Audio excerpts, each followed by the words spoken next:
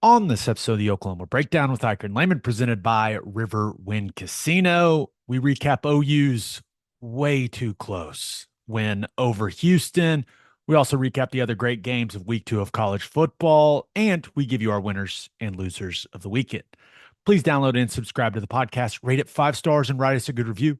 Follow the show on Twitter, Instagram, TikTok, and YouTube. Just search Oklahoma Breakdown on any of those, and you'll find us. All right. Our man Michael Hosty will kick this thing off. It's time for the Oklahoma Breakdown. It's a beautiful Sunday, September 8th, and you're listening to the Oklahoma Breakdown with Ikard and Lehman, presented by Riverwind Casino. Riverwind is Oklahoma City's premier casino experience, and there are so many reasons why Riverwind's consistently voted OKC's #1 casino, but it all starts with their amazing variety of gaming thrills and excitement. Riverwind's beautiful award-winning environment plays host to more than 2,800 of the latest electronic games with a huge selection of table games, including blackjack match, roulette, and Teddy's favorite, craps. No matter what your game, Riverwind has it in spades and hearts. And to learn more about their gaming promotions and entertainment options in the month of September, all you got to do is visit riverwind.com. Riverwind Casino, simply the best. Oh boy. That got uncomfortable, man. Yeah. Yes, it did. It's So wild. wild indeed. So typically we start with the defense and what you saw, but I feel like after the way that this thing went last night, we got to give the people what they want. They want to hear us talk about the offense, right? Yes, think so. So let's get into it. Overall, before we kind of go position by position, Ted, overall, what are just some of your general thoughts about what you saw from OU's offense last night against Houston? Well, yeah, I think we can and we will get into how individual units or individual players played. But as an overall view, the thing that's kind of stuck out is just a lack of execution. And it's not you can't just point the finger at the same person every time or the same group every time. We've got busted plays, we've got dropped passes, we've got missed assignments, missed blocks, and there's good stuff in there too. I mean, there's plenty of good stuff, plenty of players doing some individual good things, but the overall execution is not very good. The speed at which we play, I don't think is very good. The violence across the front is not very good. Um, I don't know. I think that the team, the offense feels the criticism and knows that they're not playing well, and I think that feeds into the anxiety, and it feels like a group that is playing timid and the anxiety is there hanging over the group. But the main thing is just it's lack of execution across the board. Yeah, I think that's a great way of putting it. And let's just start at the quarterback position. We were hoping that some of the things that we didn't like from Jackson Arnold, we would see improvement this week, like getting rid of the football quicker, processing things at a higher speed. That's not what happened. Ball's late. He is not throwing the football until he sees guys are open. Overall, the pass protection, it wasn't perfect throughout the night, but it was pretty good. Mm-hmm. It was pretty good. There's a handful of snaps where, it gets a little leaky at times, but he had a solid pocket to operate from. And he is not making anticipatory throws. He's waiting to see guys open. He's not manipulating the defense with his eyes at all. He has to play at a higher level in the passing game. He has to play faster. And when there are plays to be made, he's got to deliver the football. mean, you think about some of the down the field throws in this game. The interception looked bad. Listen, I don't think that's a great throw, but hey, Deion Burks, go battle for the football. Go Yeah. help your quarterback out. That was I don't know, that was just an overall strange It was play. strange. And as we watched it live and never got really a good replay of it, it kind of felt like Burks gave up on the play, but it Oh, he shut it was, down in his route. He yeah. he it is one of those situations where an experienced wide receiver goes, "Hey, the ball's probably not coming to me in this coverage." Throttle it down a little bit, and guess what, buddy? Ball came your way. Hmm. Go make a play on the football.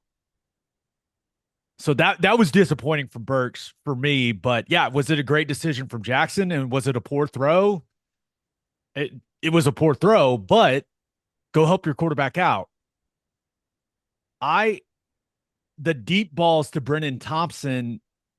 I mean, there's one on the whether you want to call it a post or kind of a deep over, Ted, where Brennan Thompson is outside the left hash with the entire field to work with for Jackson Arnold. And he throws it the one place that Brennan Thompson can't adjust to the football. He throws it outside the left hash.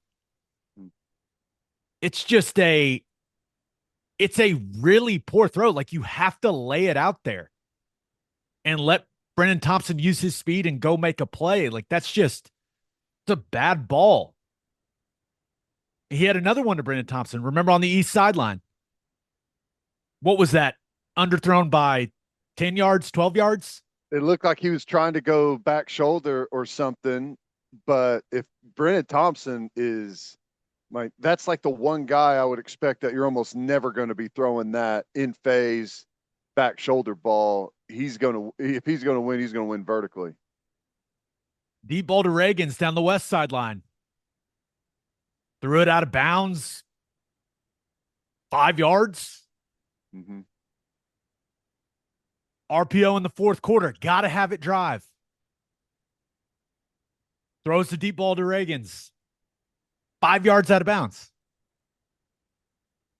I I don't know what was going on, but it seemed like as the game progressed and that thing got more and more uncomfortable, that Jackson Arnold's accuracy and his confidence, it seemed like it waned to me. Well, I kind of feel that way with him in general, like since the bowl game. Previous to the bowl game, I felt like he went out and kind of let it loose. And, there were some mistakes and stuff, but I felt like he was making plays. And even in the bowl game, I thought, there were some mistakes that he made that he battled through and still came out swinging. And then as all the talk through the offseason about the turnovers, I just feel like he's tightened up and he's kind of guessing at times. There was they ran the split zone RPO boot play that they scored on last week with Bauer Sharp. Mm-hmm. He is staring right at the guy he's reading, who is running at him. And all he has to do is just touch it up over him. And Bauer Sharp runs for, I don't know, 25, 30 yards in a big explosive play in the game. And he's just, it's like he's not processing things fast enough. And maybe that play, maybe he makes that play with more experience, but I mean, it's right in his face. He's looking right at it. And I know that he's kind of trained with the ball handling, everything. And that play, hey, like I go to the right and I run boot. The guy's coming right at you. Don't run into him and close the space. That's one of those, you see those veteran quarterbacks in the NFL, they just stop and kind of fade away and dump it right over. Mm-hmm. And Or maybe that pump play fake comes with him. experience. You got to do something there to make something happen. Use your playmaking ability. Every now, like you can't be a robot. You have to bend the rules at times to make things work, and that's being a football player. I mean, what does it say when you're running QB draw on 3rd and 11 in critical moments of the game to set up a field goal attempt? Can't execute. I I think the bottom line, he's got to be better. We'll get to the run game. We'll talk about that, but the quarterback's got to be better. And he knows that. And that's the question is, how does he respond from here? Because he did not play well. And everyone that knows what they're looking at can see it. Tulane sees it. He did not play well. How does he bounce back? What is he made of? That's the question. No one feels worse about the way that he played than Jackson Arnold. He wants to play well. He does not want to make mistakes. But I'm really interested in seeing how he responds next week because this was well below the standard I have for him. We'll see what it looks like next week. But he's got to be better, or else this team's going to lose a lot of football games. Or there's going to be another quarterback on the field. Well, and that's the question, and that's where immediately everyone is going is to the backup quarterback, and I I don't know. I mean, there's obviously a lot of ability there, and the coaching staff has liked a lot of what he has done. What do you think? Is there a chance that they make that move? Or I mean, you got to imagine that they're inching closer to that. They probably don't want that, but at some point, right? It all depends on what it looks like on the practice field. And I think there's a misguided view of Mike Hawkins that he is just a running quarterback. Yeah. Don't get me wrong, the guy can fly, but when I have been out there, and I haven't seen any of these in-season practices, right? But he's been a pretty crisp and quick decision maker. So I don't think you're pulling Jackson Arnold anytime soon. But he has to be better. Yeah. He just has to be better. Now, if he continues to play poorly, what does that decision timetable look like? I don't know. But my hope is that we see the best version of Jackson Arnold next week against Tulane, and we don't have to talk about it. Yeah. But there's just no denying he did not play well on Saturday night. Yeah.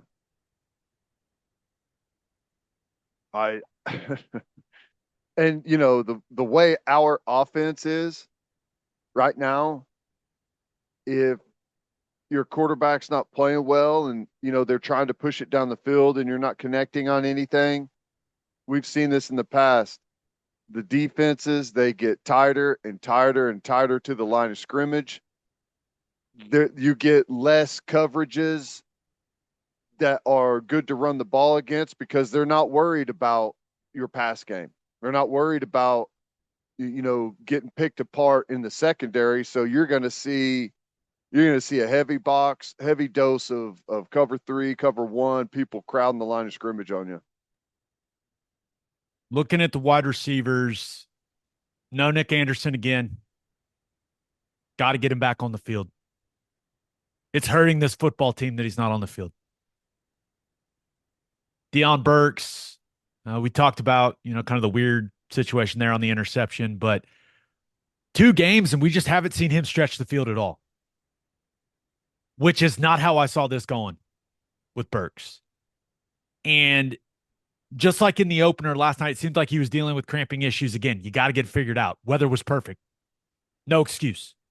It's going to be, as of right now, 2:30 kick, 96 degrees. It'll be by far the hottest game that we've played against Tulane. And I know there's guys that react differently and they cramp, but I've always thought it's absolutely inexcusable. It's a preparation thing in my mind. He's got to do whatever he needs to do throughout the week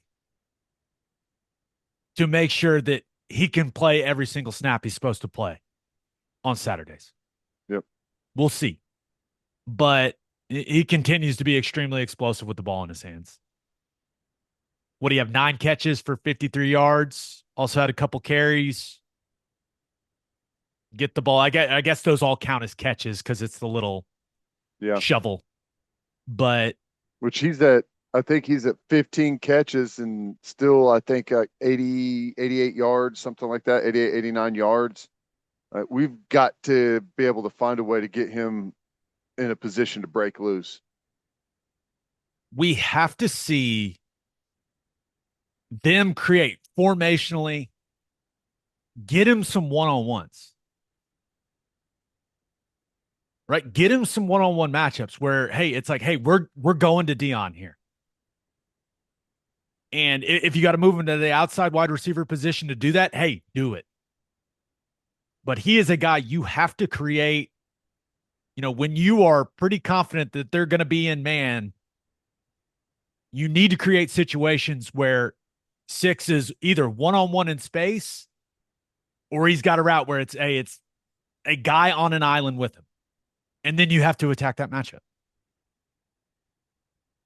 Brennan Thompson, 2 catches for 43 yards. Nice route on the touchdown and a really nice catch because that's a bad ball. Behind him, yep. Behind him, really nice adjustment to score the touchdown there. And there are opportunities for him when he's running down the field, but the quarterback's got to deliver an accurate ball so he can go make plays. I don't know what else to say about Thompson other than that. And then saw a lot of Zion Reagan's. Correct me if you think differently, Ted. I'm just not seeing the speed on tape that everyone's talking about. I don't see it. Well, He's supposed to be a absolute burner, and he's not running by the guys from Houston. So help me understand because what am I missing? yeah. Well, I think you can apply that across the board.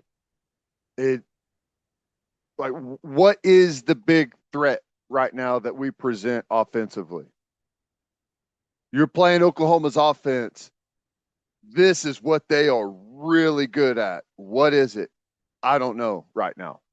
It's not like, oh my gosh, the receiver core is so fast and they stretch the field, or I don't know what it is. And we've got a bunch of fast guys on the team.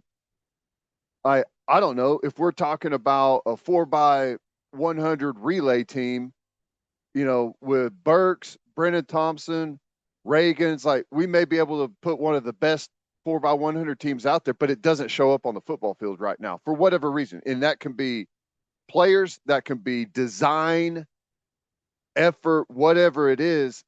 We do not look like a fast offense.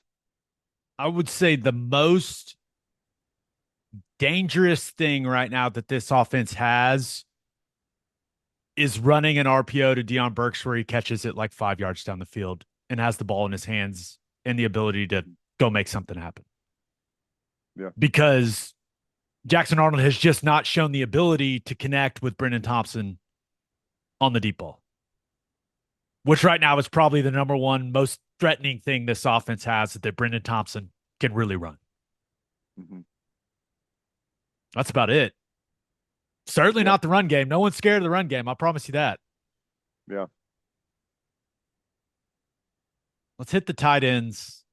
All right, let's hit the running backs. Run game's not good. 78 rushing yards against Houston? 50 of those from your running backs.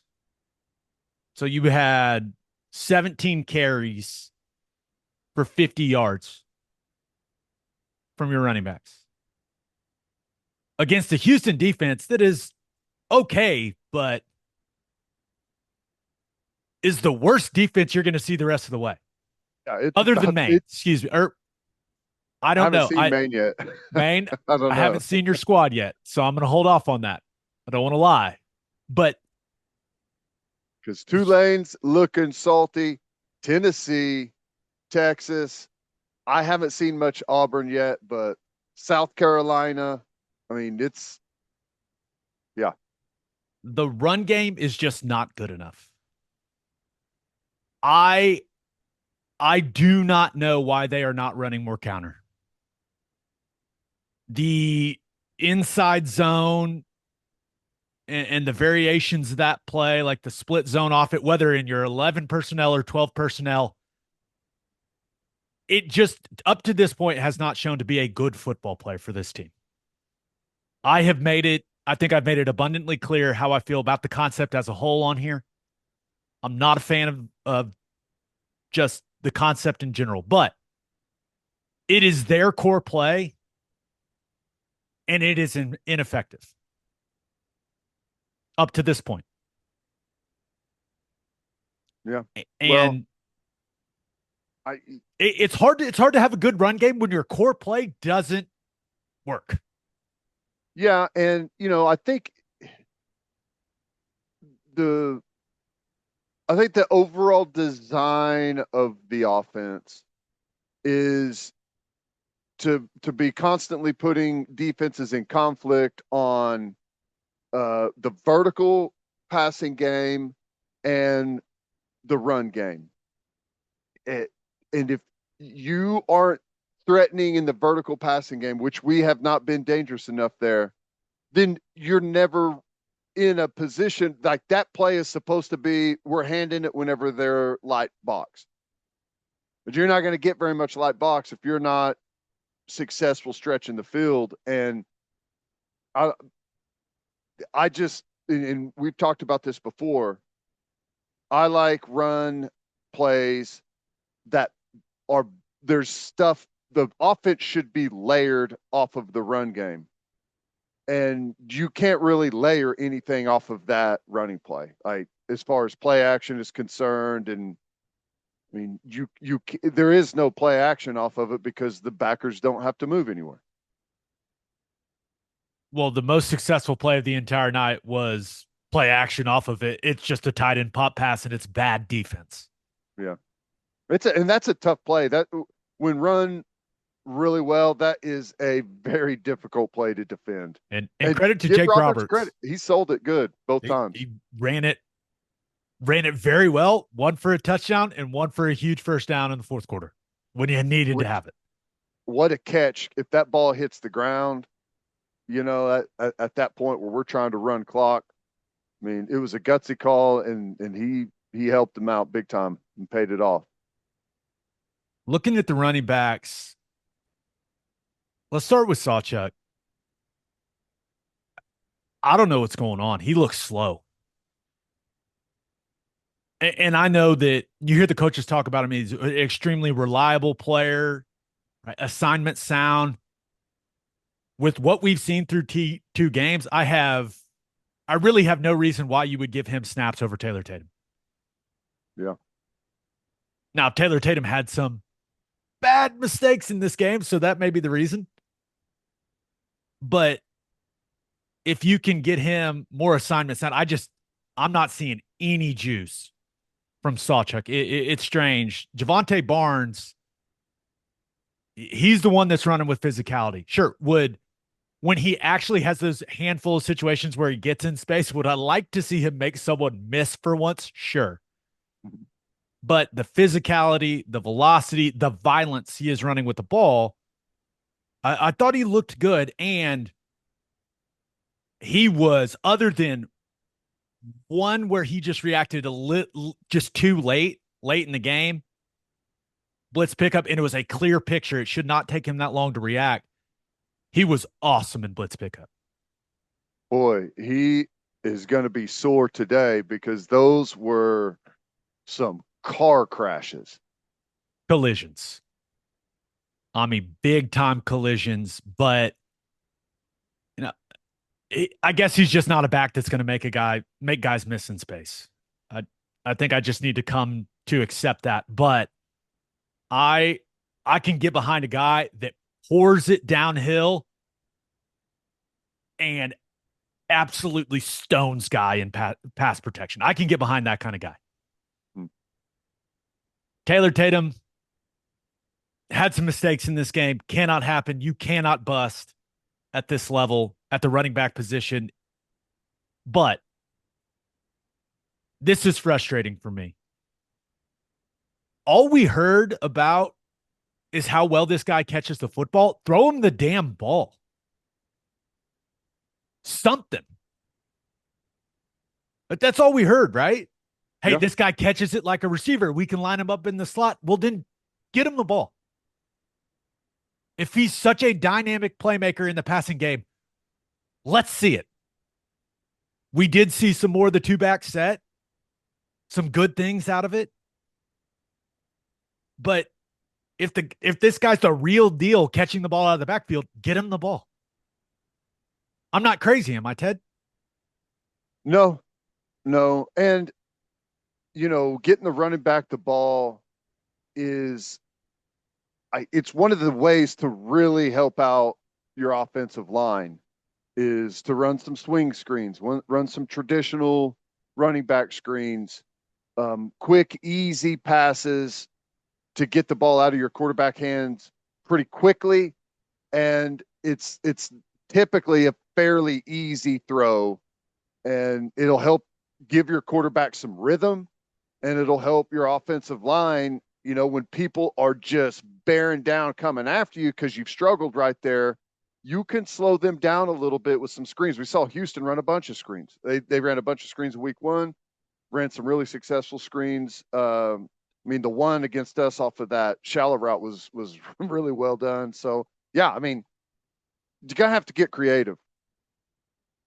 We still need to hit tight ends and O line.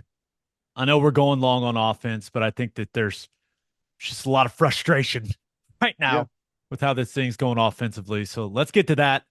But first, Love's Travel Stops. We love Love's. And the Love's Connect app from Love's Travel Stops is your shortcut to savings on snacks and drinks during your next road trip. Unlock discounts and BOGO combo offers through mobile deals at more than 640 Love's locations. You can even save some deals to your Love's Connect app to redeem at a later date. Plus, buy four, earn one free fountain drink or coffee drink with Drink Club rewards.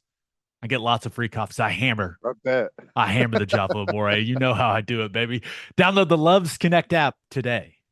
A lot of things are changing for OU football heading into the SEC, but one thing is remaining the same, the football. Go to biggameusa.com/breakdown to order the official game ball of the Oklahoma Sooners. The Nike Vapor Elite exclusively from Big Game Football Factory is the only authentic football that OU will use on game day. It's got the OU and SEC logos on it and is the perfect gift for any Sooner fan. Each ball comes with a certificate of authenticity to certify the football received was commissioned and created to the specifications requested by the Sooners. Go to biggameusa.com/breakdown and order yours today. And we are brought to you by Simple Modern, the Oklahoma-owned drinkware company that is now the official drinkware partner of the Oklahoma Sooners. And listen to this. Simple Modern is creating unique, exclusive in-game drinkware, which will be new at every home game. Grab your never-before-seen OU Sooners refillable, reusable cups at OU's concessions all season long. And with 10% of all Simple Modern profits going to charity, many right here in Oklahoma, you'll also know you're helping Oklahomans off the field as well. Simple Modern, good everywhere. Tight ends, just an awesome moment for Jake Roberts, man. I Yeah, know that that was we're cool. being, I know this has started off pretty negative, but Oklahoma guy, Norman guy, to catch a touchdown on Owen Field, that made my heart happy. Like that made me feel fuzzy feelings inside when that happened. I'm just absolutely thrilled for that young guy and his family. That had to be an awesome, awesome moment. I mean, it's maybe two of the biggest plays of the night Maybe for OU. Yeah. I mean, we're it the was two biggest incredible. plays. And to hear the interview you guys did with him on the field after the game, he was on the field, right? Wasn't that Yeah, that was really cool to hear him talk about that. That was awesome. I agree. he executed that pop pass beautifully. That's good football from Jake Roberts. Now they're asking him to do some really tough things in the running game and some of the 12 personnel stuff. And I think that they've got this 12 personnel split zone. So Bauer Sharp's coming in motion or lining up opposite side in the split zone action. And so it's basically split zone, week out of 12 personnel, and the OL is working away, and they're still trying to cut it back like they do that concept. And the tackle is not helping Jake Roberts enough, in my opinion. They're kind of leaving him on an island, whether it's kind of you could say it's a wide 5 technique, Ted, or kind of like a tight 7. Mm-hmm. It's just that's too much of an ask for Jake Roberts. They need to reevaluate how they're doing that. That will not work against good teams. It's just putting him in a bad spot. So that tackle needs to be thicker on that and take care of that defensive lineman. Are you saying that Bauer Sharp's opposite and coming towards that, or wing going away? No, he is. The tight ends are with the split action. The tight ends are ending up on the same side. Okay. Yeah. And the ball is, yeah. And it's kind of cutting back towards that. So he's trying to dig that 5 out. Yeah. And the thing is, like, they're trying to cave it all down on that backside. That's let's just not go down that road. But that's the concept. And it's just a really tough ask for Jake Roberts. I think they need to reevaluate what they're doing there. Because it's not going to work against Tennessee. It's not going to work. It's not going to work against good players. It didn't work against Houston. Yeah, I need to go look at that. Usually don't see it run like that. Yeah, I know. I know. Bauer Sharp, 1 catch for 5 yards. Had an opportunity for a chunk play. Oh, that was a tough catch, but Tough that would have catch. been big if he would have pulled it in. Yeah, kind of saw the hit coming, kind of spun out of it to try to protect himself. Ended up dropping the ball. I'm not going to be too critical there. Where I am going to be critical is his blocking. His blocking is not good.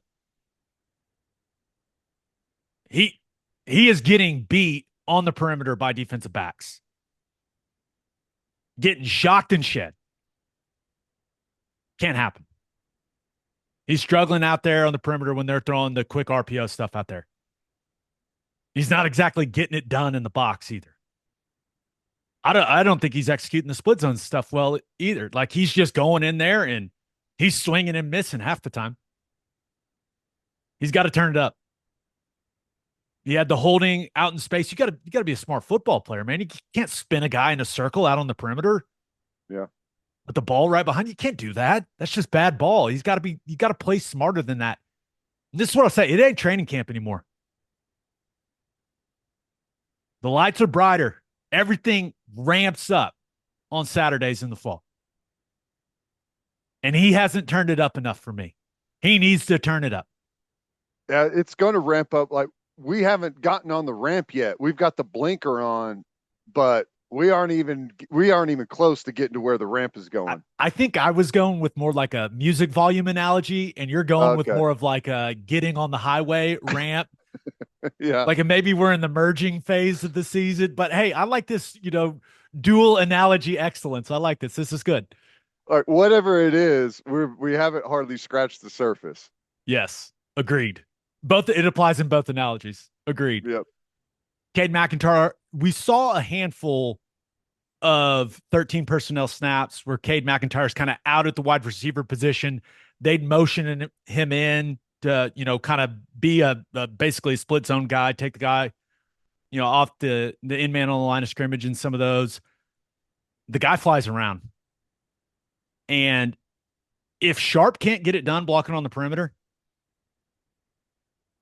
then give McIntyre some of the snaps and let's see what he's got. We'll see. It's just something to keep an eye on.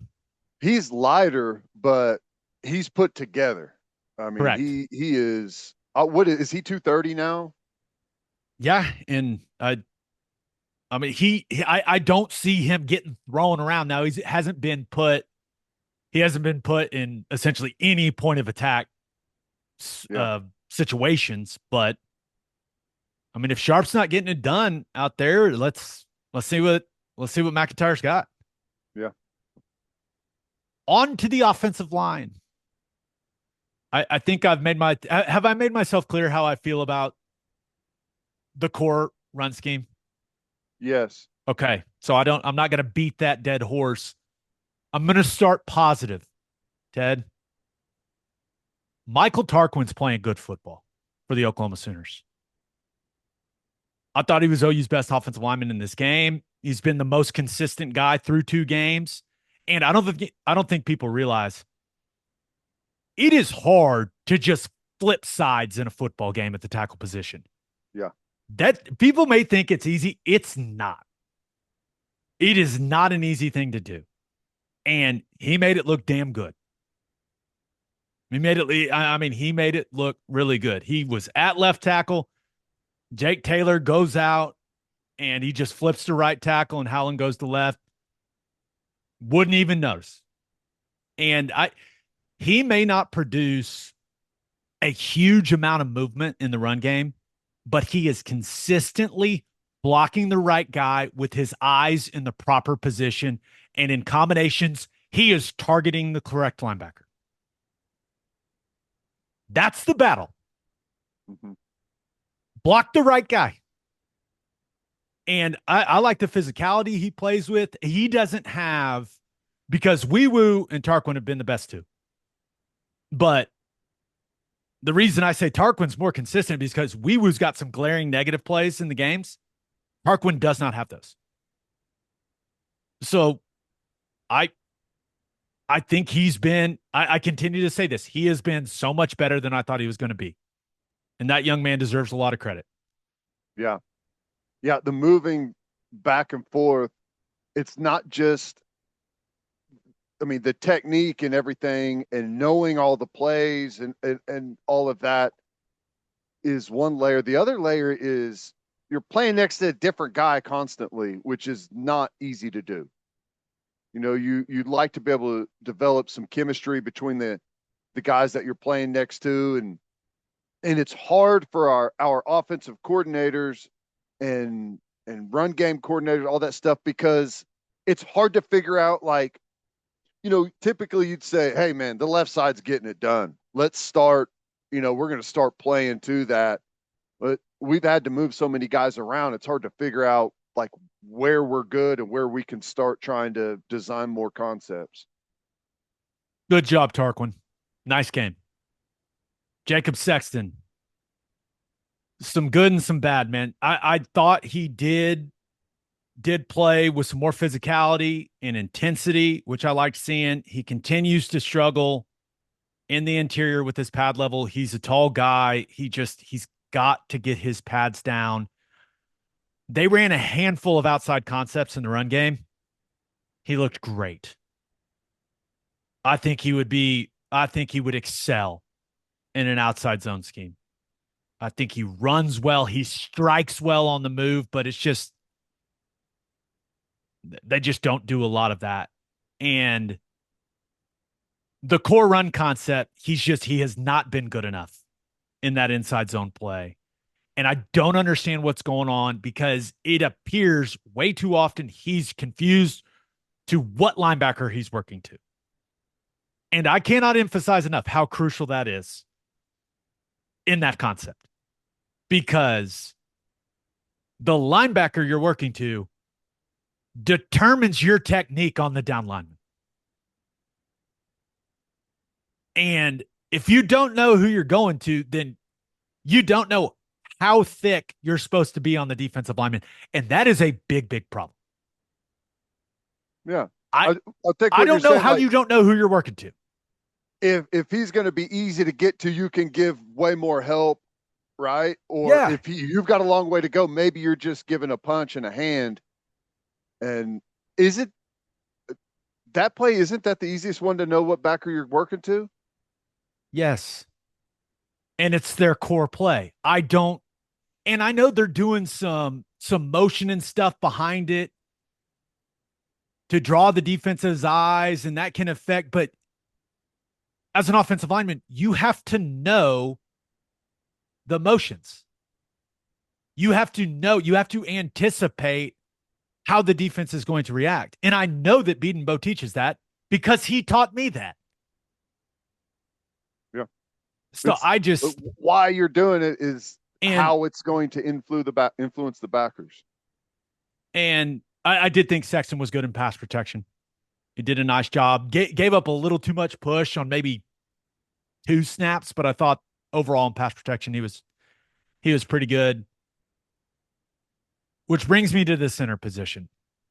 And I think it's important to give my evaluation of what I saw from Josh Bates before I talk about the stupidest play I've ever fucking seen on own field. He's just not a forceful player in the run game. He just does not produce movement. He's catching in the run game. He's absorbing. He is not striking. Like 92, Carlos Allen worked him straight up. And you're going to play guys a lot better than that guy. And I know that he's dealing with an injury, but if you're on the field, you have to perform. And you also, if you have to have a high football IQ if you play center. And I'm not even talking about ripping your helmet off at the most crucial moment of the football game. I'm talking about, hey, you're running in a gotta have it situation. It's a 6-man box. You're running this QB power read concept.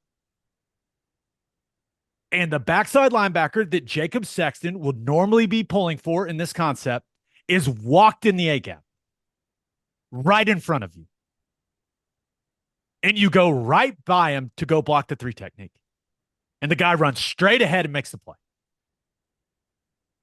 In one of the most crucial moments in the entire football game. There has to be a call where you tell that backside tackle, hey, I need you to come down and squeeze that 3 technique. The reach and hinge is off. Because if this guy comes, it's a problem. I have to block him. You got to come down. You got to fly like hell to come block the 3 technique on the backside of the gap run. Linebacker in the A gap, straight ahead, TFL, Jackson Arnold, makes the entire play look just ridiculous. You have to play high IQ football at the center position. All this confusion, what the linebackers that everyone is targeting, you got to get them going the right places as the center.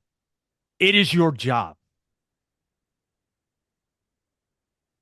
Now, taking your helmet off when you've gotten your ass kicked for the most part for an entire football game, giving the other team an extra possession when the game should be over, is as stupid as it gets. Now, to his credit, apologize to the entire team. I get that. That's good. But really? Really? He didn't even see what happened. And by the way, don't run that play. That's a stupid play. You're asking it for your quarterback to get Drilled. Smashed exactly how it happened. You know why they didn't throw a flag? Because it's not illegal. It's stupid. Keith Cooper, number 5, that guy can play. He's a good player. Yeah. Credit to him. He's a good player. Javonte Barnes is blocking him one-on-one in that situation. He's coming off the edge untouched. That's just a stupid football play. And then you compound the stupidity by doing the stupidest thing imaginable. I'm really proud of myself that I didn't cuss more. Yeah. Well, here's the thing. I did. I just okay, the game is essentially over. Like, I don't know what they're going to do on that final play. Maybe they punt it, whatever. There's going to be 1 second left on the clock, maybe 5. But now the defense has to go play however many more plays. Thank God. Can you imagine if one of our players, gets hurt? Going for like the crazy into the game play and someone goes barreling into Stutzman's knee or something. Can you imagine that? That's why that play is incredibly stupid. It's not just, they get another opportunity. You're putting your whole team out there at risk whenever they shouldn't have to be. Correct. Fabechi Wee thought he played a nice game. Uh, his negative plays come when he's unsure of what linebacker he's working to in the run game. And he continues to get beat in pass pro, but I think the issue's his eyes and not knowing where to go. Like him and Bates got split a couple times. And the Jake Roberts play, fourth quarter, got to have it situation. Center, right guard split on the pop pass. Can't happen. Cannot happen. But other than that, he continues to be the guy that produces the most movement in the run game for Oklahoma. And, you know, I thought he played, for the most part, played pretty well. Jake Taylor, just, I'm not going to be overcritical of Jake because he was battling multiple injuries, got a third injury in the game on about the 15th snap, played 8 more snaps, tried to play through it, just wasn't effective enough and came out of the football game. Now he did some good things, but I'm just going to give him credit for being a tough guy. That's what I'm going to do. I'm not going to be overcritical of a guy that went out there and gave it everything he had for his football team. Were there some negatives? Sure. But I don't think it does any good criticizing a guy that, frankly, I believe shouldn't even be playing, but knew his team needed him. So, yeah, credit to Jake Taylor for that. Logan Howland comes in at left tackle, did some nice things. It's his first real action, right? And he has to learn to ramp up the physicality. He's blocking the right guy a lot of times, but there's very little violence. And in pass protection, especially, the technique has to be better. Like he's doing this thing where he's got a stagger in his stance and he is dropping his left foot and then opening his hips, which naturally shortens the corner. And it got him in trouble a couple of times in this game. And against really good players, it's going to result in some very bad situations for Jackson Arnold. He has to get that technique flaw corrected. He has to play more square. He has to get his hips more underneath him. That's how he'll generate more power in all situations, but especially in the run game. He's playing too top heavy, and it kind of lacks power as a result of that. But overall, for the guy's first real action, like he did some good things, but there is a lot of improvement to be made for 71. yeah. I know you've kind of liked or felt like he's got a pretty high ceiling. If he can come together, moves pretty well, right? Moves pretty well. It just needs to he needs to get more sudden. I think he kind of floats a little bit in his pass set. He needs to be more forceful, like force into the ground, as Mm-hmm. opposed to kind of like gliding above the ground. I don't know if that makes sense, but it Yeah, makes sense to me. You got to play. You generate got power to be and anchored force more. through your feet. You you get the force out of the ground that you put into it. Mm-hmm. And he's not playing with forceful feet yet. I'm hopeful that as he plays more, he'll get more comfortable and it'll all just get more violent and forceful. Last thing I want to point out offensively, clock management. The 2-minute warning is new. To me, it looked like they mismanaged that situation. And Ted, correct me if you think I'm wrong, but in that moment, before that 2-minute warning, they're snapping the ball with double-digit seconds on the play clock. Yeah, When in that situation, you should have been able to get to the 2-minute timeout and then run a play after it and force Houston to use a timeout. correct. Is that how you saw it? Because that's how I Yes. saw it. Yep. Yeah, we were kind of surprised. Toby mentioned it on the broadcast that they got up there and ran a play, and we were kind of surprised by it. So yes, I agree. I know that was a lot on the offense, man, but I think everyone's searching for answers, like what's going on. It's just it It's not an effective offensive attack right now. It's just not.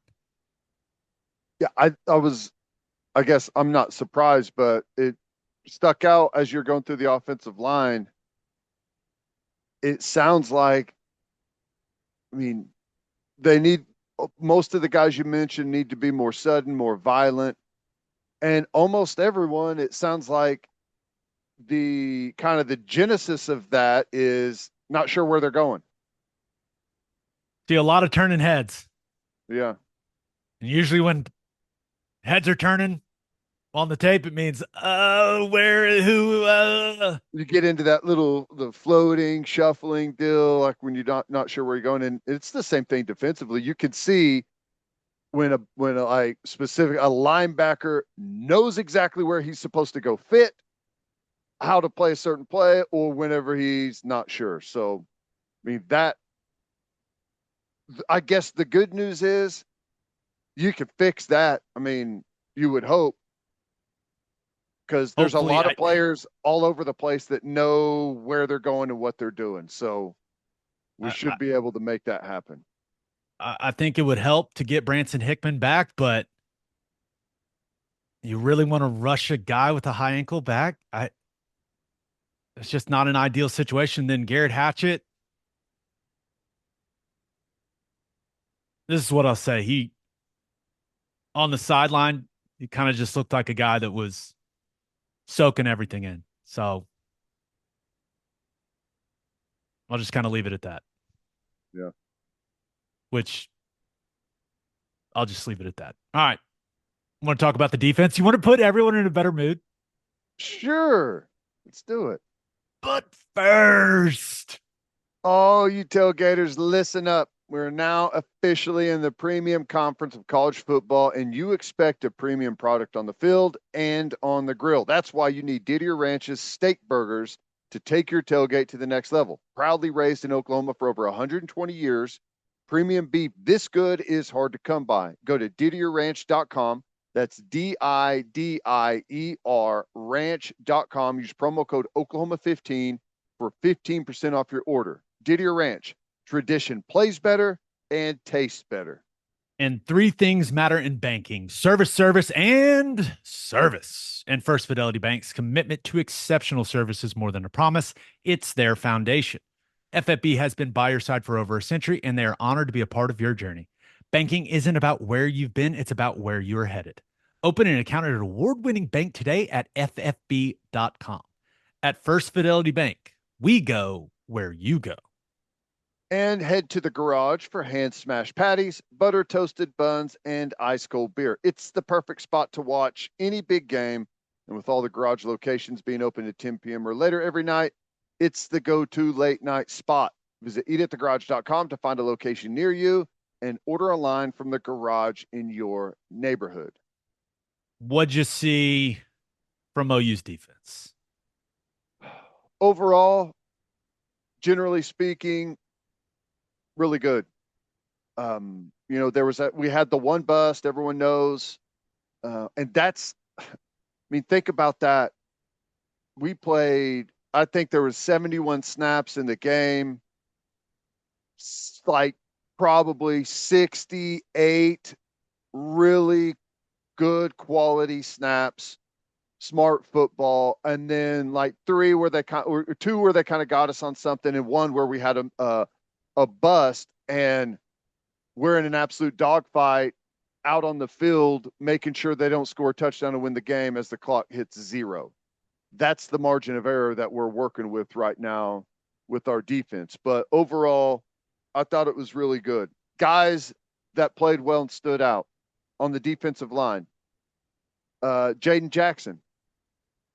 I think Jaden Jackson's our best defensive lineman as true freshman. I agree after watching the tape.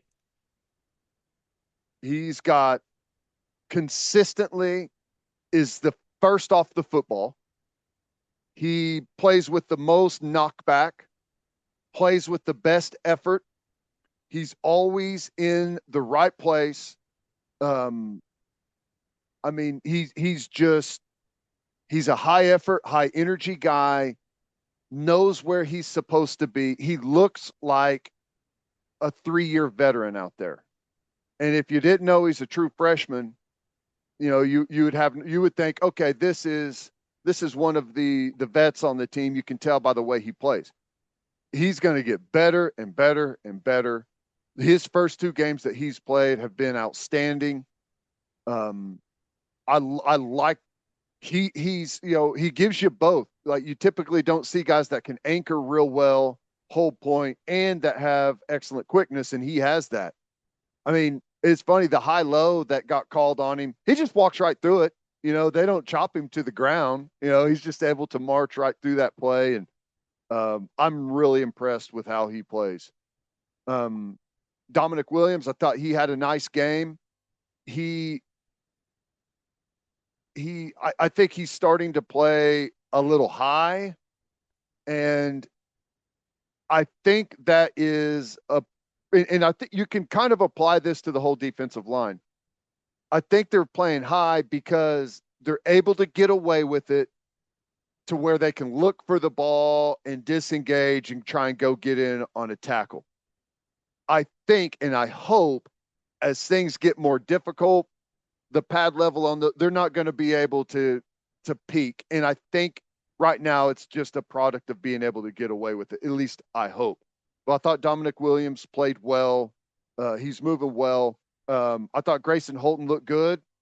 His get off, his explosiveness is still a really good asset for us.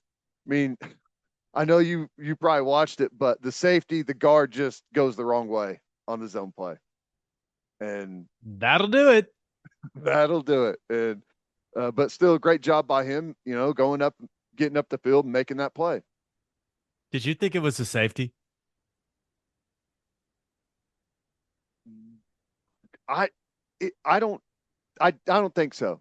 I mean, the first contact is made with the ball in between the goal line and the 1 yard line, I think. But I mean, those plays are always so difficult to. I mean, should you get forward progress exactly where the first touch is made? I mean, he really never made any forward progress at all with the football. It was all backwards.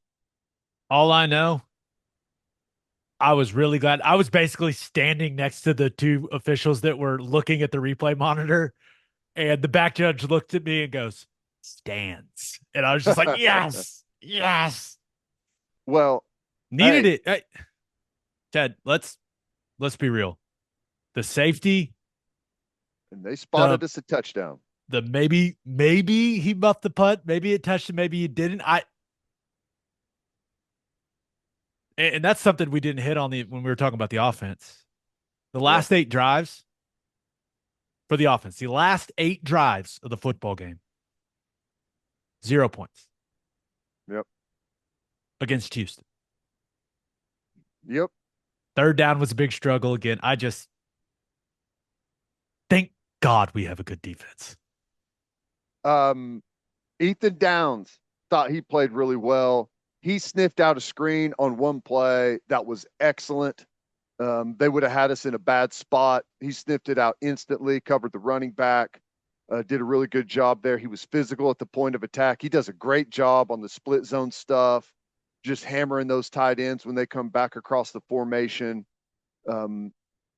He's not going to give you uh, like he doesn't have the pass rush that you get from R. Mason Thomas or some of the guys that have better length and maybe a better get off, but he's incredibly active. He's always in the right place. And that means a lot in football to have guys that always know what they're supposed to do and do it with physicality. I thought Ethan Downs did that. On the next level, Stutzman was fantastic. He was all over the place. He was making plays in the backfield. He was penetrating. He played with incredible knockback, physical force.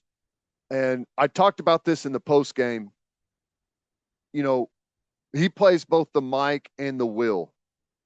And a lot of linebackers do that.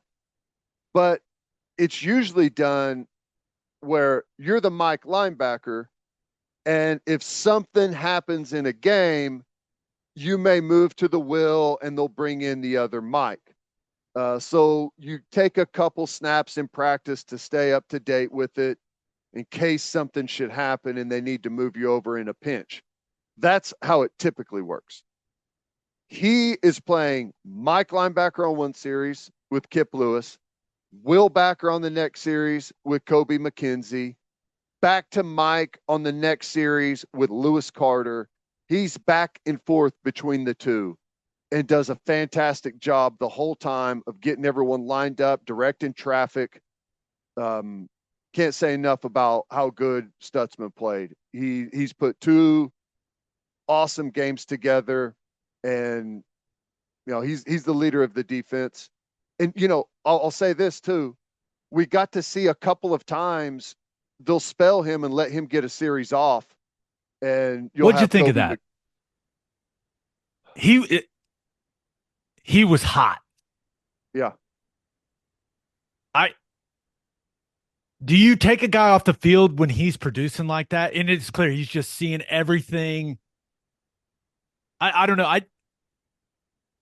I liked it, but I also didn't like it because he was just having such a massive impact on the football game. You know what I mean? Yes. Here's what I'll say. Um, right now, I'm okay with it, and I actually prefer it. Remember what we looked like last year whenever he didn't play. He didn't play the second half of Kansas, and he didn't play Oklahoma State. Those are the two games we lost. And I'm not saying it's specifically for that reason, but I don't mind a series or two right now with those guys getting action when the game is not decided, going out there with some pressure and having to operate the defense. I don't mind it right now because I hope we don't, but we may find ourselves in that situation down the road. So that's why I don't mind it. You want to know the best thing about Stutzman when it comes to this game? He was disappointed in the way he played after the game. I know.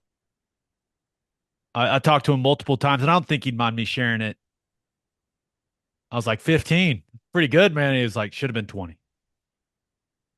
And then he was There's like, some Teddy, stuff. he was like, Teddy's gonna get after me missing those couple in space. And I brought Well, it up on the radio broadcast, which I hope it came off as funny and not me being a jerk. yeah. I hope that came through properly. But I, I know that he gets compared to you a lot. He's starting to remind me of you from a mentality standpoint, where it's like he's developing such a high standard for himself that he can go out and play. He was obviously the best player on the field and still feel like he didn't play almost up to his standard, which there's a fine line between being critical and too critical of yourself. I think he's found a good balance of like expecting great things from himself Mm-hmm. and just playing at an extremely high level. Yeah. I don't know. It was interesting to talk to him after the game. Yeah. And there is a fine line. And I could just like for myself, I can say that through high school, through college, NFL, whatever, I never once walked off a field and thought I played well. And I don't think that that's a good thing. So, but there's some things, I thought he got caught bailing on some run plays, thinking it was pass, and maybe it was situational. Some zone stuff, he got caught kind of just floating instead of being direct to his coverage. You know, I some of those plays in the open space, I thought he was in great position. He flattened the guys out, and it wasn't a problem. The one I thought he let him go because he thought the quarterback kept the ball. I didn't, and it's you can't really tell on the tape. It looks like he's got him in great position. I don't know. Some of those things are going to happen. He played an excellent game. Um, and some of the other backers did some good things. but he really stood out. Kip flashed. He's always the fastest guy on the field. On the back end, guys that played well. Kendall Dolby, I mean, he's excellent. He's excellent in coverage. He's excellent whenever he's a blitzer off the edge. He tackles physical. I mean, he's a knife player. Whenever he's out in space and he comes into the box, he's incredibly low to the ground and he just knifes at an angle and makes plays. He was great. And Robert Spears Jennings, he had the mental mistake that led to the touchdown. Okay, those things happen. They don't happen very often, and that's the first time it's happened this year for us, or at least the first time we've been caught. Best way to put it. It happened, and it should not happen again. So outside of that play, I thought he did a bunch of really, really good things. Physical, was coming in and capping off on running backs in the box. The interception is a fantastic play by him.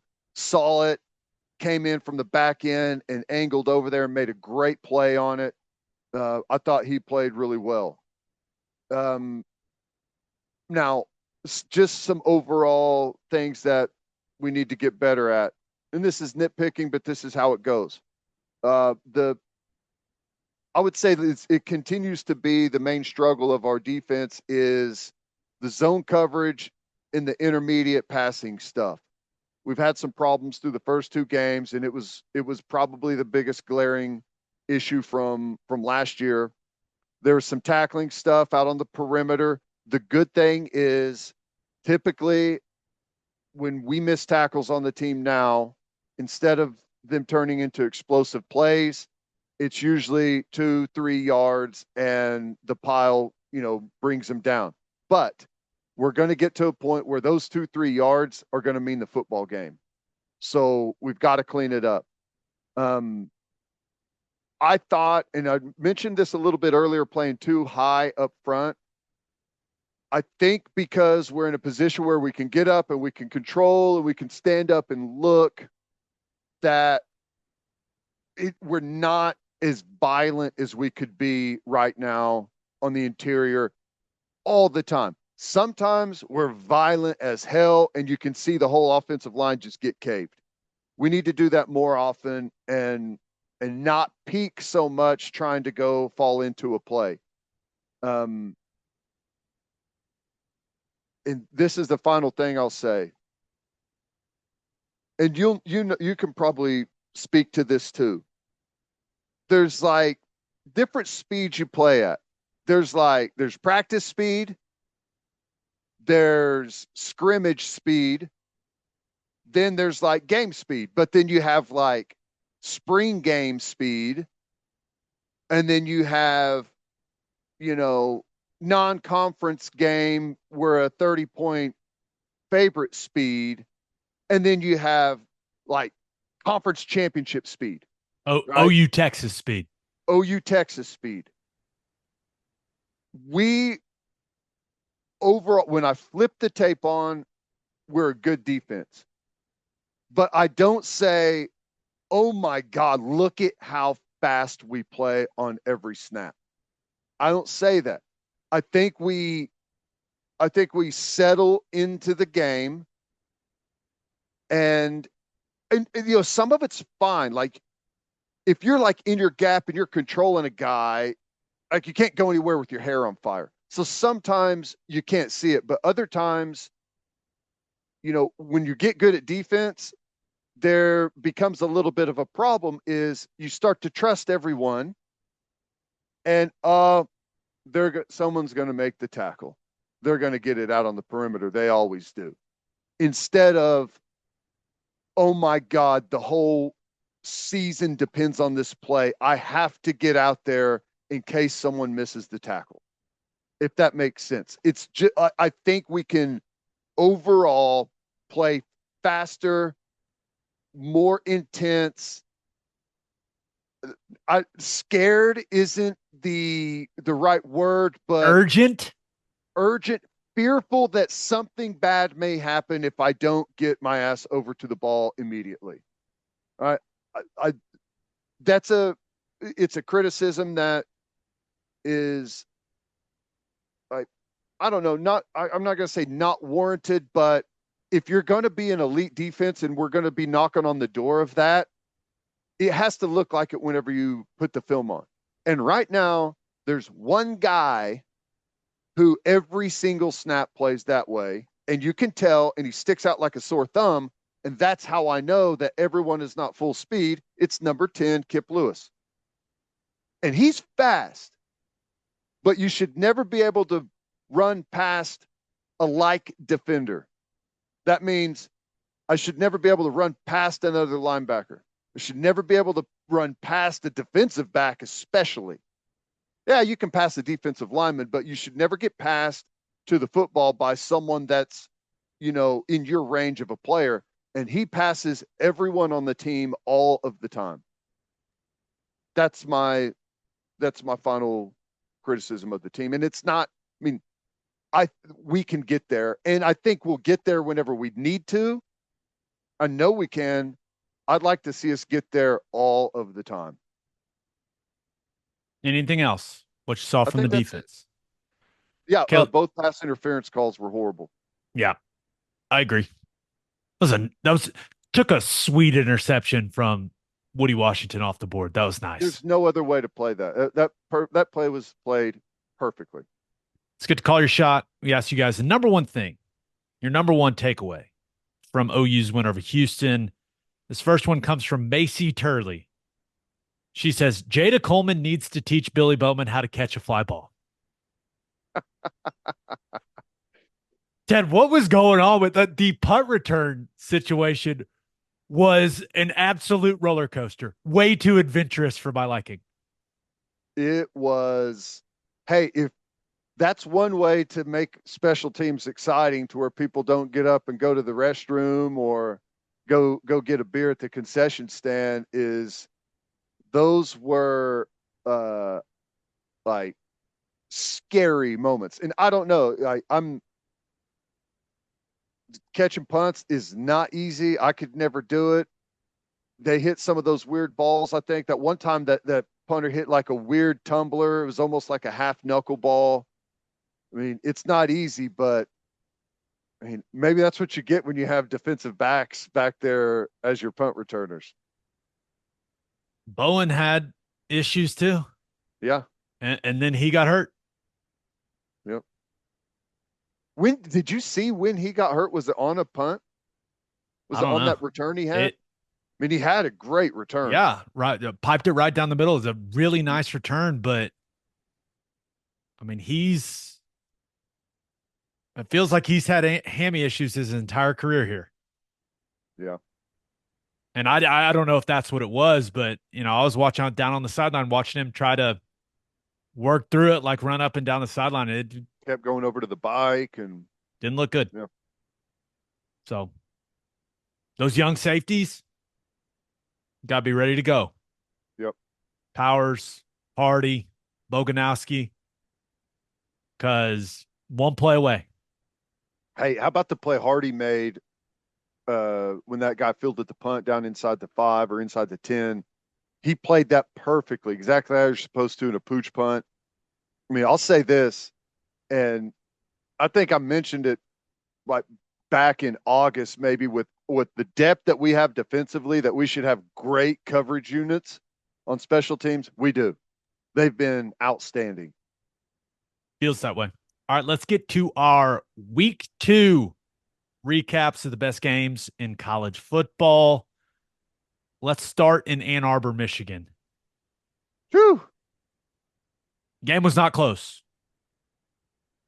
Game was nowhere as close as the final score indicates. Ted, this was an old-fashioned whooping. Yes. Texas looked good. There is just absolutely nothing else you can say. Sure, do you want to talk about how Michigan lost all the guys they sent to the NFL a year ago? Sure, you can talk about that. They still got good players. They got good players, and they still got a good defense. Watch how they play defense this year against the teams in the Big Ten. Texas looked great. They looked like a national title contender. That's the way that they looked. They went on the road into a hostile environment and completely bullied They Michigan. emptied that place, Yeah. emptied it, took over, were singing their fight songs in the defending national champion stadium, empty. It's impressive. I mean, there's just, you have to acknowledge how impressive it is. And I thought Ewers looked really good. I thought he did a nice job of being accurate with the football, used his mobility when he had to extend plays. He has 2 or 3 runs every game with his legs that are massive plays in the game. Mm-hmm. He did that again. And I don't think Sarkisian asked him to make a ton of difficult throws, but when there were opportunities down the field, he connected and they made big plays. Speaking of Sarkisian, his ability to create situations where his players either have a one-on-one matchup in space or they are wide open in space is incredibly impressive. Yes, I sir. love how he utilizes his running backs in the passing game. There is no one better in the country at getting his running backs the ball in space to go make plays. His How many offense times reminds. how many times did those running backs catch it in the flat with either no one within 6 or 7, 8 yards of them, or them versus a flat defender one-on-one? It was over and over and over again. Yep, yep. His offense it reminds me of an NFL offense, how they operate it. And when people say, "Oh, it's a tight game," I'll go with coach and quarterback. This combination is why you go coach and quarterback.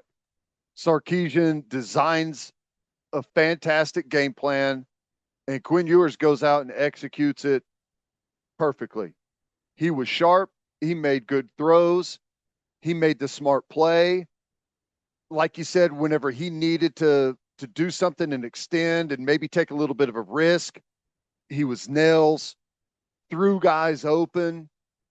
I mean, there's a couple plays, and I didn't get to see much of the second half. You didn't I miss saw anything. first This half. game was over. I Yeah, mean, it was over quick. but he's throwing guys that are. I mean, you got a defender here and a receiver here.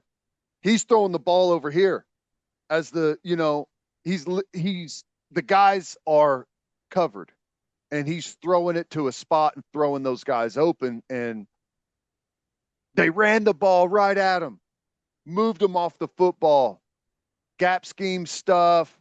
Um, Pin pull stuff was so good, getting the ball out on the perimeter, using their speed. Michigan just they gashed them. they used a lot. Like Michigan's really good on the interior, and they used it against them. They would do some of like the pin pull stuff or gap scheme, and they would jumble everything up inside. Those D linemen would get penetration, but they'd all be falling over each other, and then they'd push it to the outside. Execution was great, and their defense played awesome. Michigan turned it over. Michigan, the way they play, you cannot turn the football over, and they turned it over what 2 times at least in the first half. Nope, not going to happen. You're not a come from behind team. Texas did everything you need to do to go win a big game on the road. More Yep. physical at the line of scrimmage. That offensive line, they played well, man. That Yes, they interior, did. I think I thought Jake Majors got a lot better last year, and him not playing in the OU game a season ago, I thought that was a big loss for their team. He made himself some money in this football game. I thought he played a hell of a game at center for Texas. And I mean that Texas offense made a really good Michigan defense look pedestrian. Yep. It was impressive. I also like Gunnar Helm, the tight end for Texas. I Had a thought losing big game. Sanders from a year ago, there was going to be quite a bit of drop off. That guy made plays. I You mean, look he good. looked great, but Michigan's really bad at quarterback. How bad is Alex Orgy if he can't get in the game with the way that Davis Warren was playing? Yeah. That guy Yeah. should not be Wasn't playing good. quarterback for Michigan. Now I'll say this. I thought Texas, I mean, they got problems at quarterback, Michigan does, but they're still good on the offensive line. They're good at tight end, and they are big and physical at tailback. And Texas stood toe to toe with them and stopped the run for a pretty good portion of that game that I saw. Um, I I was really impressed with Texas front seven. 78 still looked incredible for Michigan, though. My No, God, that guy is no good. doubt. No doubt. There, I hey, mean, he's still just like locked out on pass plays, just moving people, running the ball. But yeah, that was Texas. I I laughed whenever uh, Andy Staples said Texas and Georgia. Well, I ain't laughing now. They look that good, and we have a long way to go in not a very much amount of time to be able to compete with that. only other thing on this game, lot lot of Connor Stallions jokes on social media. Everyone was getting them off.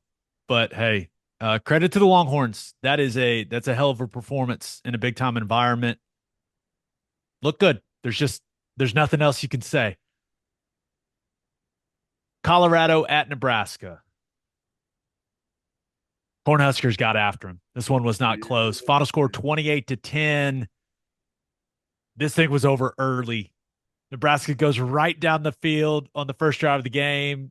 Shadur Sanders makes a massive mistake, throws it late all the way across the field, deep in his own territory, pick six. Then it felt like it was over when that made it 14-0. I was like, oh, okay, I don't have to really watch anymore. This feels Yep. over. Yep. Yeah, it was It's boy, 28 to nothing at the half, man. yeah. Boy, Nebraska's fan base was craving that one. Oh yeah. They needed it. They needed it bad. And the game kind of went exactly how we thought it would. Nebraska was just more physical. Colorado could not even try to run the football. And then they got in such a big hole that they kind of just had to abandon it altogether. And Travis Hunter can only do so many miraculous things. Okay. Right. This was this was a physical mismatch. And Dylan Raiola looks like the real deal, man. Mm-hmm. I thought he played well. I thought for the most part he was really smart with the football. I like the fact that there's a handful of throws every single game where he just goes YOLO, let's see what happens. I Yeah. like that, Yeah. especially when you've got the type of defense that Nebraska has. So Mm-hmm. I thought that he looks like he's going to be an absolute star. And the question for me is, how many guys can he, really talented guys, can he get to come play with him, and how fast can they get really, really good? Well, yeah. I mean, the good thing is it's going to be a story. If, playing Colorado was great for them because there's a ton of attention there. And their schedule is not considering what the Big Ten looks like now, their schedule's not all that difficult. They could be able to really catch some fire and do something and grab some attention. Like, I don't know. I mean, I don't think they're going to be good enough to compete for a Big Ten championship this year, but I guess you never know what happens. But they're still going to get a ton of attention. And I think that plays right into what you're saying is, like, if they become a story and Raiola continues to play really well, I know they've got some NIL money to throw around there. They got a fan base that wants to be good in a big way, and they're going to try and build on this. So I'm with you. I think the the landscape of college football now has tilted back to an area where Nebraska can have some success. I completely agree. And let's not forget, Matt Rule's a hell of a football coach. Yeah, he is. He's a hell of a football coach. So we'll see. Only other thing on this game, Shadur Sanders, just it's hard to be good when you're under that much pressure and you have no balance offensively. Yeah. So I don't know really how much to criticize him and his performance. It's just Nebraska's defense really just controlled the entire football game. Yeah. So it it is what Colorado's it is. just they're not very good. They've got a handful of really good players, but they're not good enough on the line of scrimmage on either side of the ball to do any real damage. They're That they're going to be the same story week in, week out when they get in the Big 12. It ain't going to be easy. that is this game is the ultimate you win games at the line of scrimmage example. Mm-hmm. I mean, Nebraska just pushed them around. Yep. Speaking of getting pushed around, my goodness, Tennessee. Neutral site game against NC State. Vols win 51-10. And we wondered, hey, does NC State, did Grayson McCall in that offense, do they have enough juice to hang with Nico and the Vols? And not No. only not only did they not have it, they turned it over 3 times. And one of those was a pick six. Well, I mean, wasn't it like 10-3 with like 2 or 3 minutes left before halftime? And then Tennessee broke it open. Tennessee just gashed them in the second half with their running game. They end up with, I think, 249, 250 yards rushing.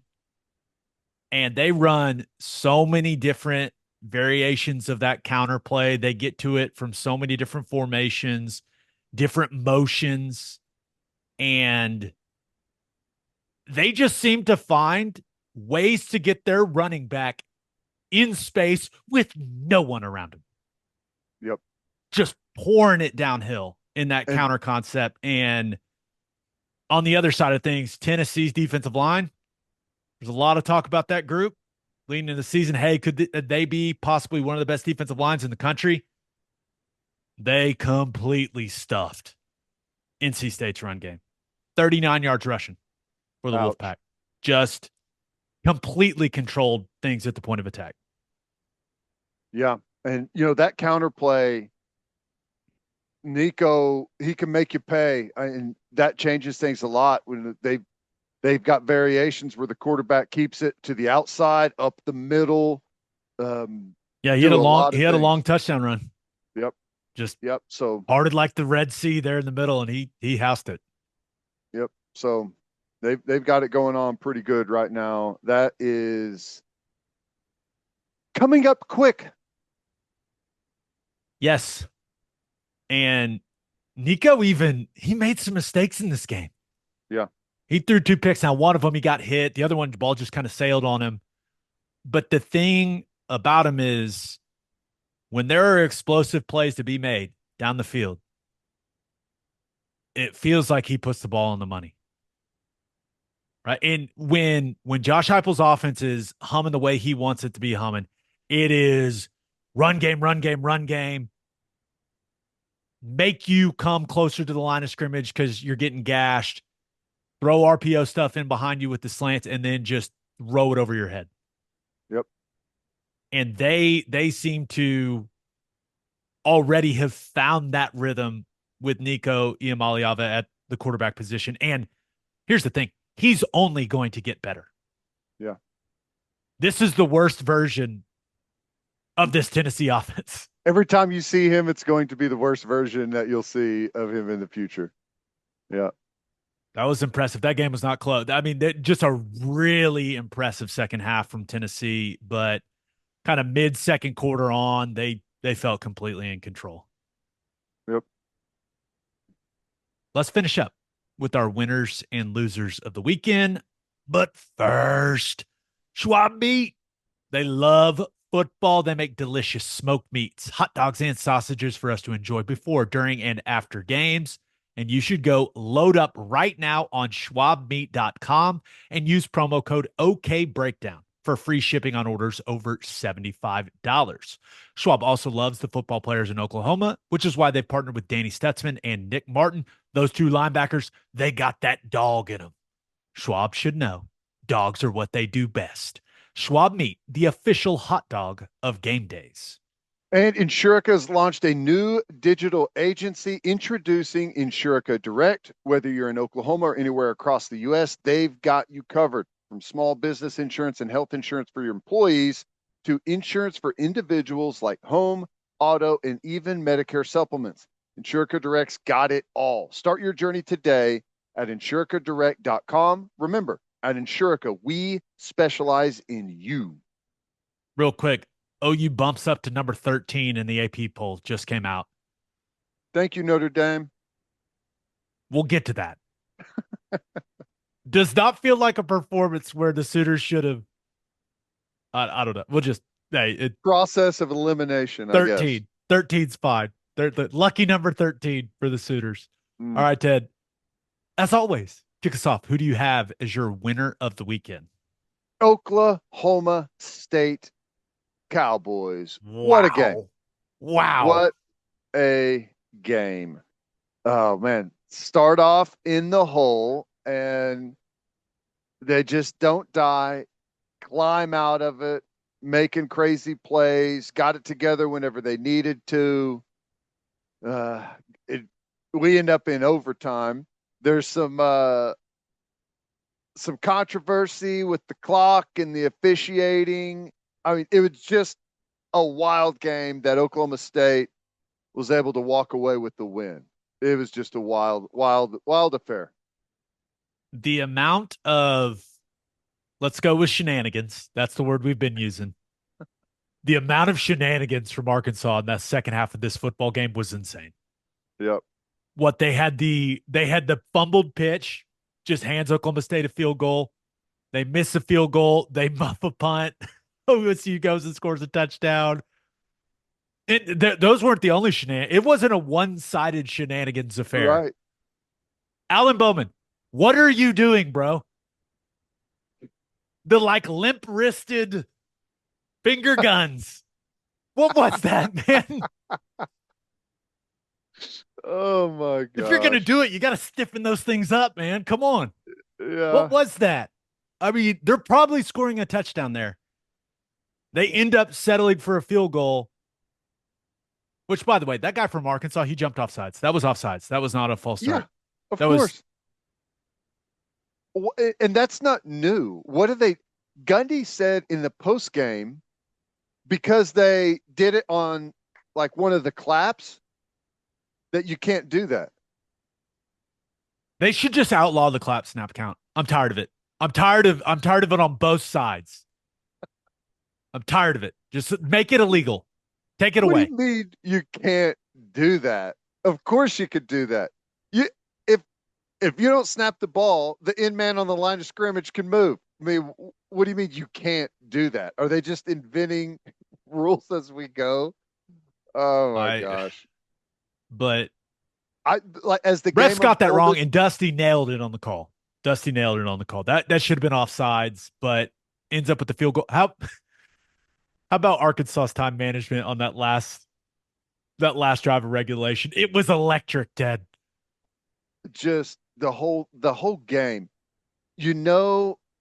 Mike Gundy is the best whenever all I can think of during the game is I can't wait for the press conference.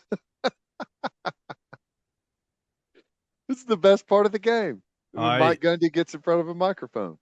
But everything that he said at the end, I totally agree with. It shouldn't be. You can't have different officiating crews from different conferences calling things differently and emphasizing different stuff. You just can't do that. The shenanigans continued in overtime. Oh yeah. Well, field goal to win it. You end up missing it. You settled for the field goal. You left it up to kicker. Never leave it up to the kicker. Never. Then the guy from Arkansas body slams Presley for no reason instead of a big TFL. Personal foul. Ollie Gordon scores. They get the 2. Taylor Green misses a wide open running back for a touchdown, which he stuffed on played. 4th and 1. He, he played well. I wasn't sure He's what he fun to was going to be. watch. Yeah, he is. With what he did at Boise, I wasn't sure because he was just okay, but he's fun to watch. They got a chance to win some games this year. I mean, at a minimum, Arkansas is going to be a much more difficult game for people than I anticipated they would be. Arkansas had 648 yards of offense Woo! and lost the football game.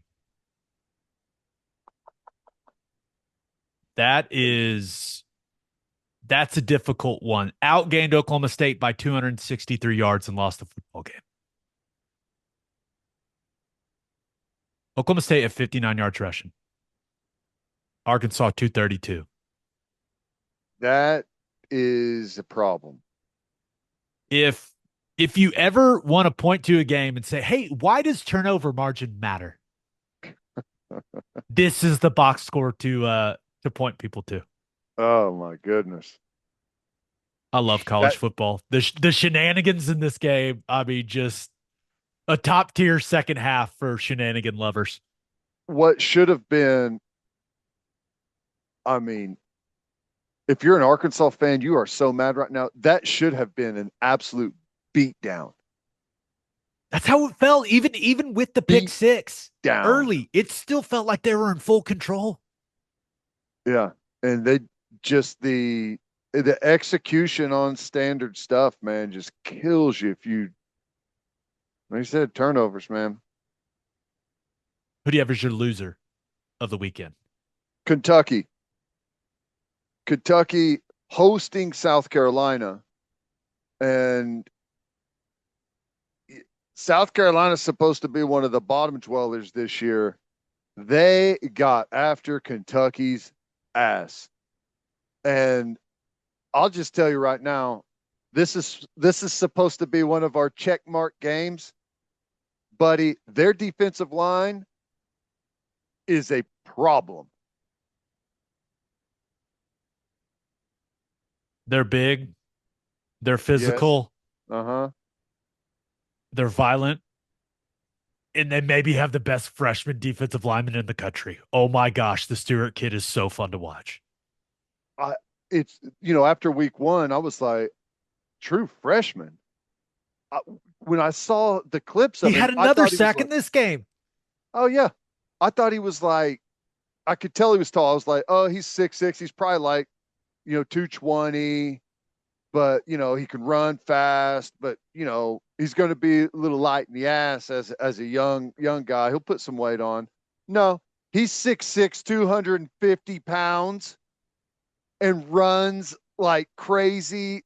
That dude is legit. It's Clowney 2.0. I I cannot object to that. I mean, Lenoris Sellers, he didn't have to do a ton in this game, but I mean, this was a whooping.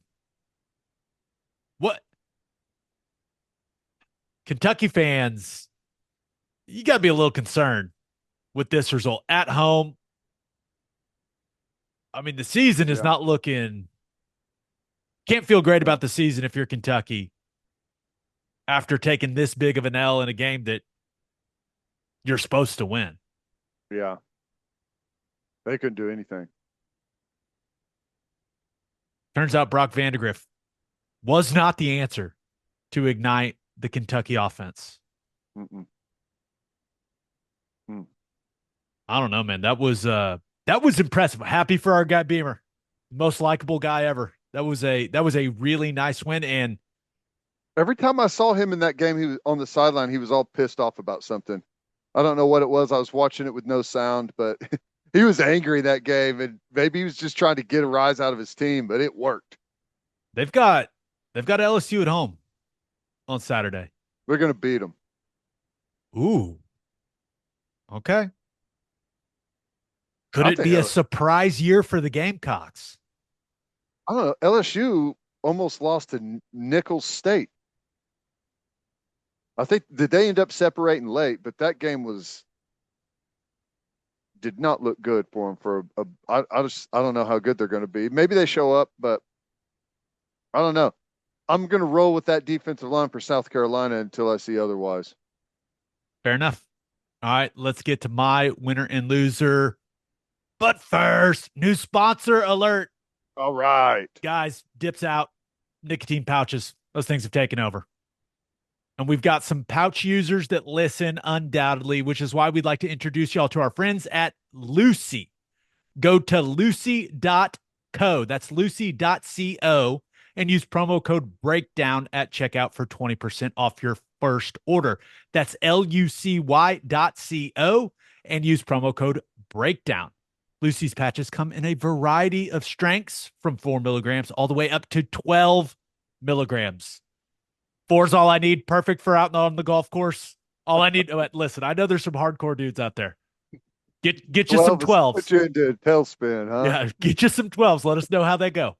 Lucy offers a variety of flavors, including classics like wintergreen, mint, but also have some fun flavors. How about espresso, apple ice, and mango? And maybe pouches aren't your thing?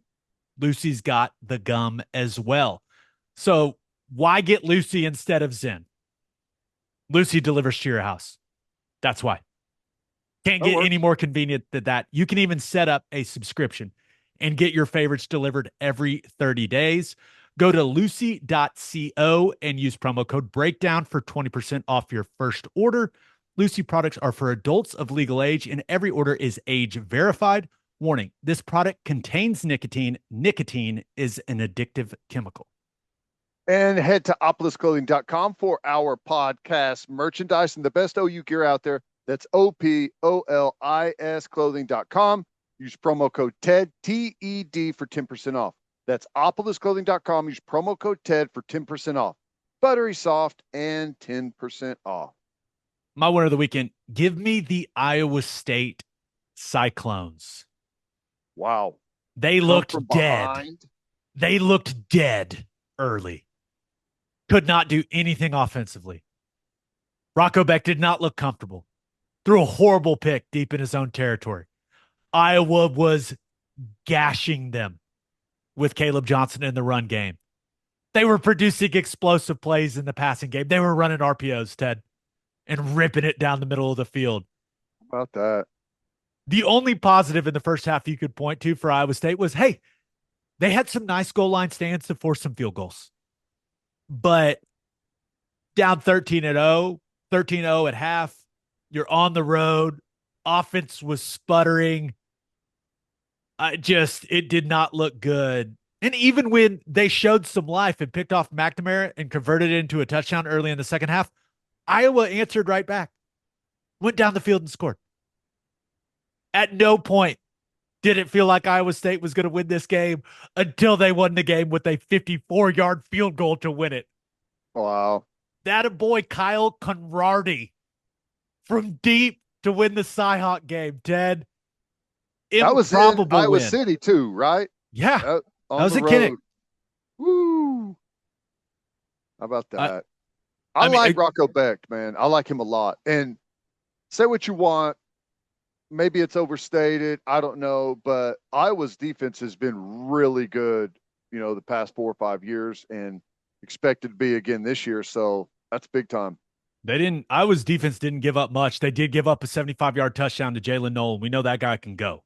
Mm-hmm. And that was a good ball from Rocco Beck, but credit to the Iowa State defense. They played good defense there for a long time now, Ted. Completely shut down Iowa's offense in the fourth quarter.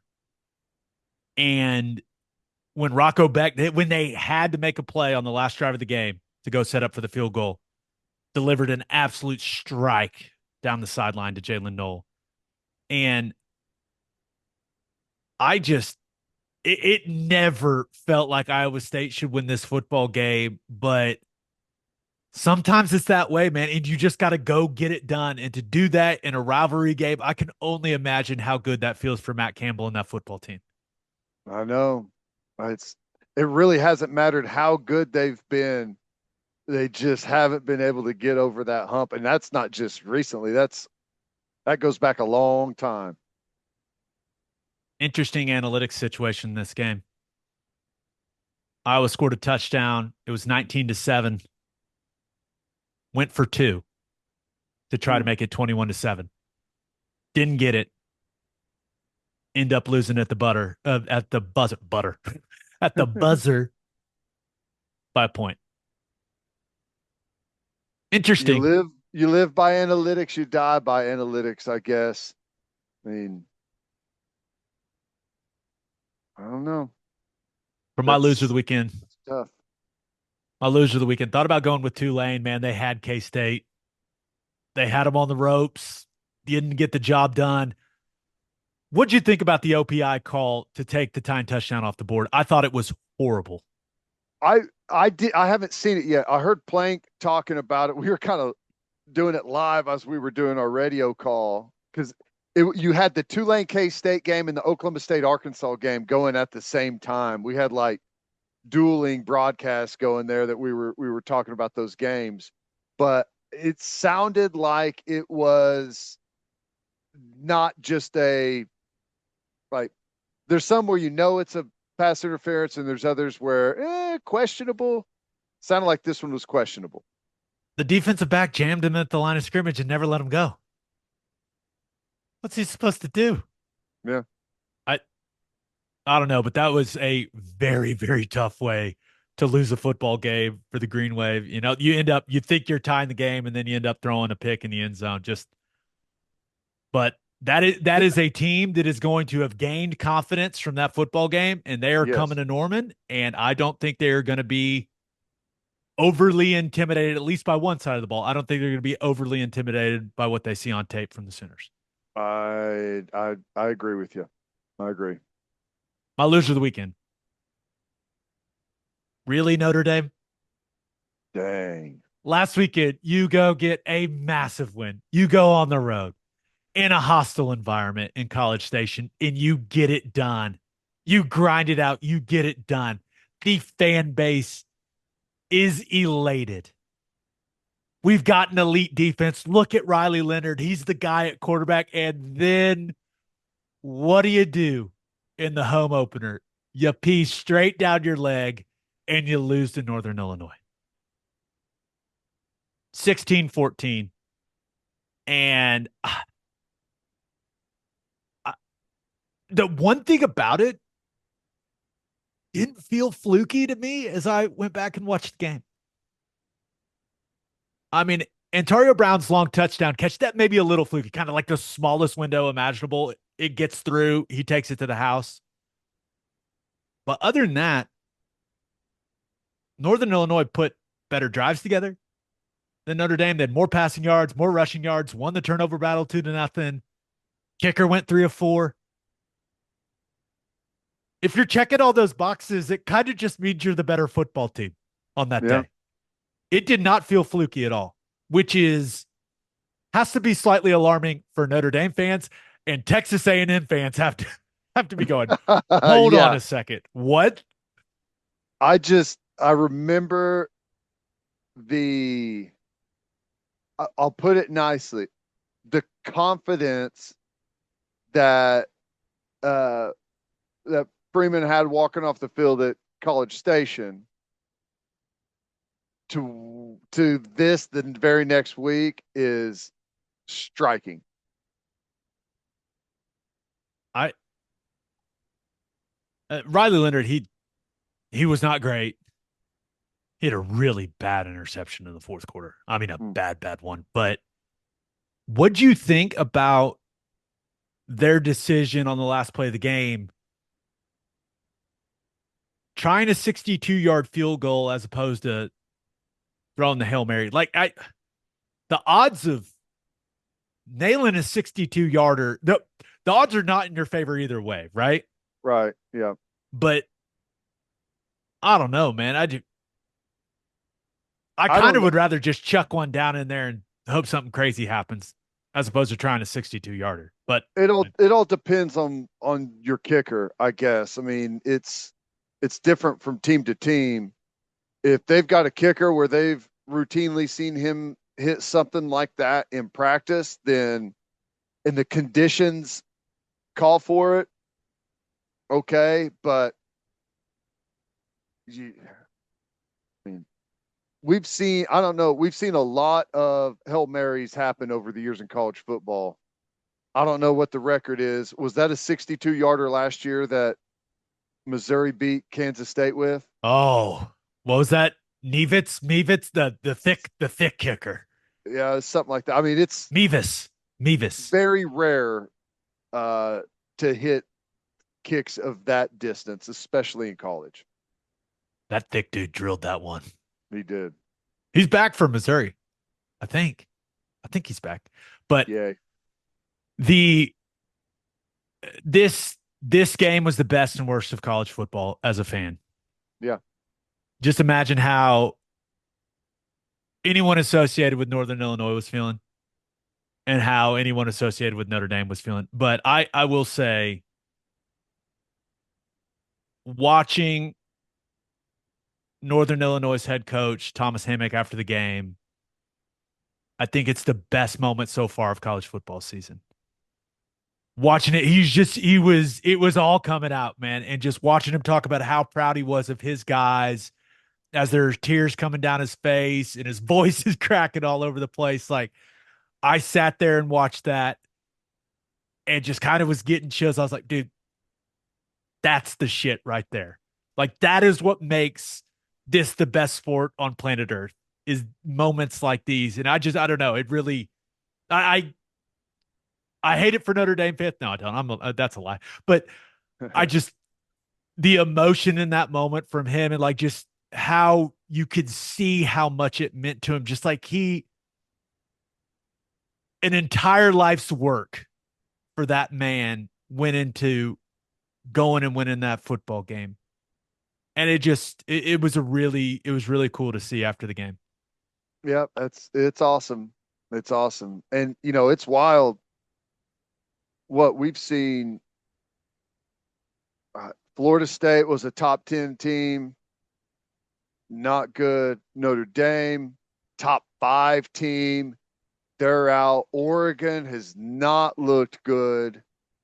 I mean, there's some teams that are that have screwed Oklahoma. around in the well, my point is like it has not been good, but I mean I can't imagine the swing in emotion of a Notre Dame fan. I Like, yes, this is it. This is the year we've got it all.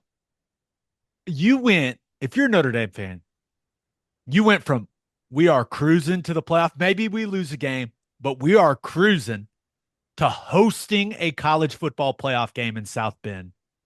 You went from that to, oh my God, what is happening? Right. Are we going to win another game the rest of the season? Like it is just, you're right, Ted. It is just an insane swing for the Fighting Irish. Yeah. Insane.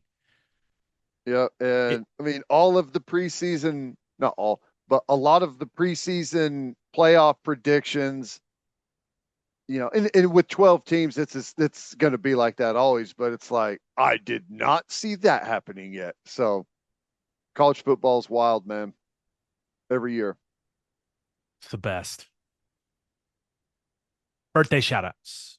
Welcome to the world, Amelia Marie Owls. Happy 11th birthday to Carson Britton. Do we think that's owls or owls? OWLES. I want to get the welcome to the worlds right. Old. Owls. Okay. Owls. Owls. Yeah. I'm to the Owls/Owls family. I'm sorry. I'm trying my best. I promise. I've never seen that last name. Okay. It's a cool Yeah, one. I like it's that. tough. Real quick Um, tangent. My 3-year-old's had his first soccer game Saturday morning.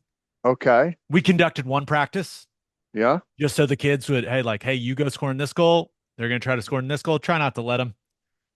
Coaching did not stick. I'm pretty sure we got beat 20-1. Ouch. Other team Yeah. had 2 kids that could dribble and finish with both feet.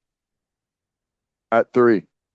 Oh, well, it's 4 and under. My son's 3. He's the youngest guy on the Okay. team. But it was a bloodbath. But the reason I thought of it, they decided to name their team the Owls. So Oh, there you go. nice. Yeah. There you Yeah. go. So Little dad tale there in the birthday shout outs. It's why you should listen to the birthday shout outs, people. There you go. Happy 18th birthday to Alexis Wilson.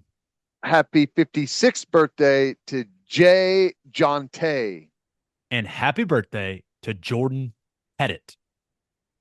On that note, episode 455 in the books.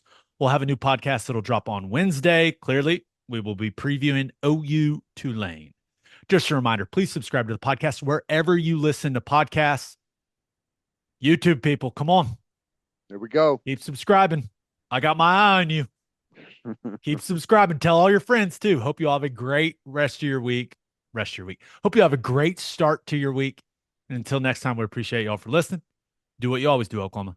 Take care of each other.